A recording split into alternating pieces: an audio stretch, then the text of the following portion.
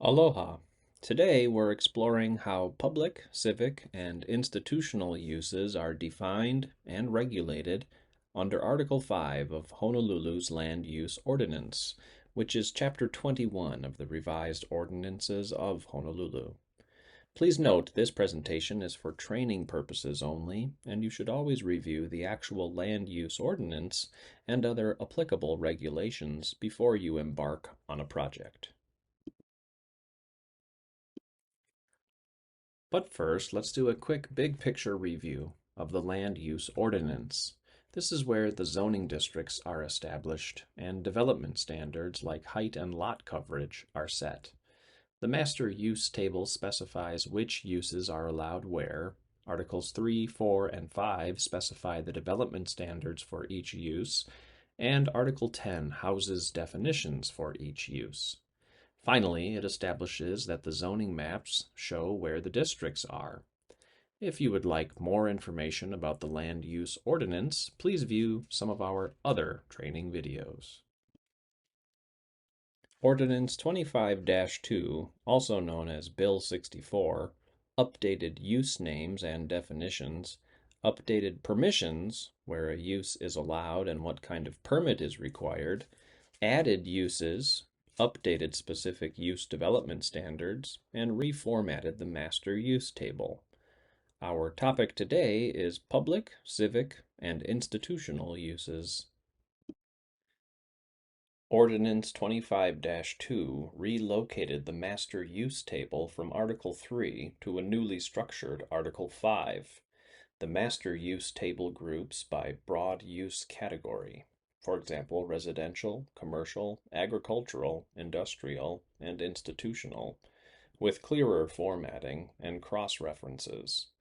It is where you can find the public, civic, and institutional use categories, its subcategories, and the land uses within each subcategory. The Assembly subcategory covers community-based recreation centers and meeting facilities.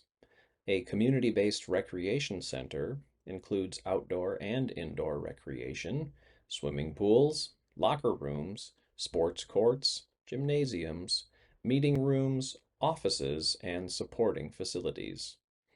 Meeting facilities are for gatherings or assemblies of individuals for a common purpose, like private clubs, union halls, community centers, churches, temples, synagogues, and student centers, which are classified by size. Ordinance 25-2 introduced three sizes of meeting facilities with different permitting requirements. Small facilities have a capacity of 25 to 100 people and require a minor conditional use permit in most districts. Medium meeting facilities have a capacity of 100 to 2,000 people and require a major conditional use permit. Large facilities, which could include a building like the convention center, would have a capacity exceeding 2,000 people. Large meeting facilities are only allowed in the resort, business mixed use, and industrial mixed use districts and require a plan review use permit. This classification helps in planning and regulating facilities based on their capacity, ensuring appropriate infrastructure and services are in place to support community gatherings and events.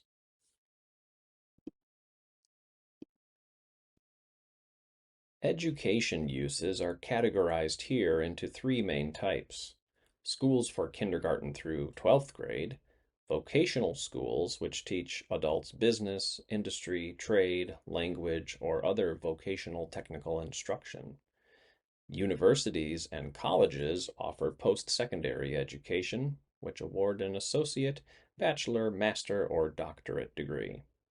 Universities require planned review use permits.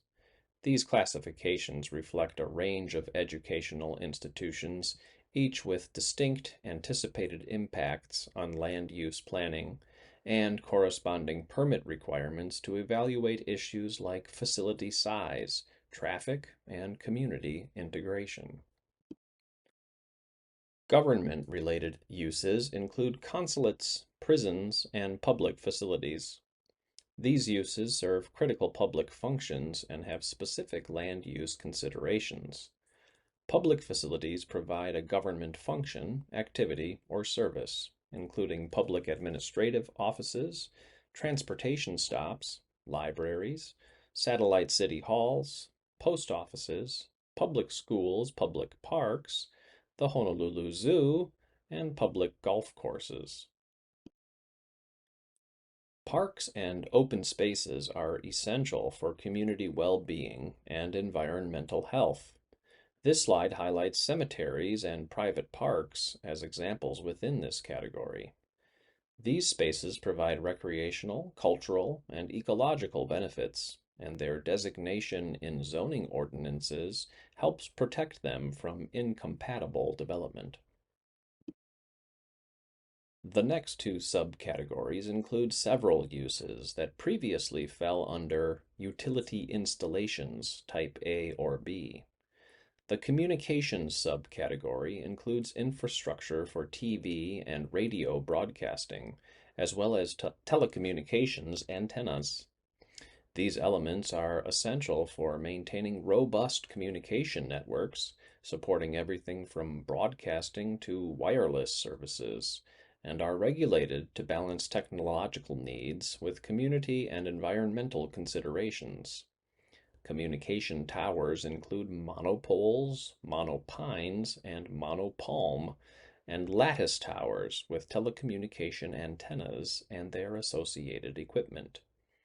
Communication towers were previously considered Type B utility installations.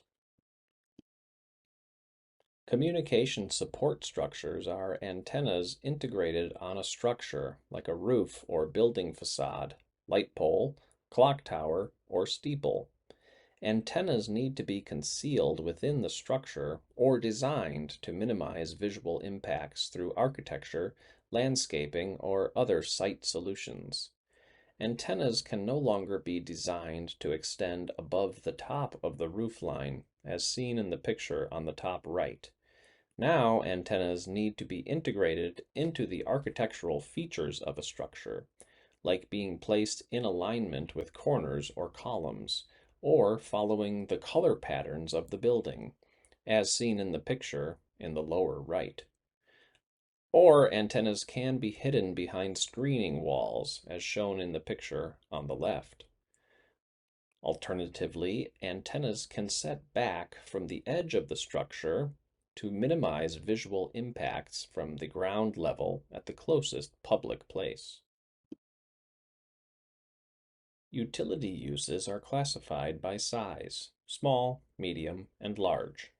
The term includes geothermal, wind and solar energy generation, stormwater and drainage systems, water supply wells and tanks, and electrical substations, gas lines, and other similar uses. Small utilities generally provide utility services to a single residential, commercial, or industrial site. Medium utilities service a single commercial or industrial site or a neighborhood. Large utility infrastructure primarily provides regional off-site services to multiple neighborhoods. These categorizations ensure utility installations are appropriately scaled and located to support primary land uses without causing undue disruption or visual impact. Solar energy generation facilities are classified as either small or medium utilities. A solar facility of any size is considered a small utility if it is mounted to the roof of a structure dedicated to a separate principal use. A small solar facility can also be up to 5 acres in size if it is mounted on a structural support over existing surface parking dedicated to a use permitted in the underlying zoning district. Finally, a ground-mounted solar energy generation facility is considered a small utility if it is less than 20 acres in area. Small solar utilities are permitted principal uses in all zoning districts. Any solar energy generation facility that exceeds these sizes is considered a medium utility.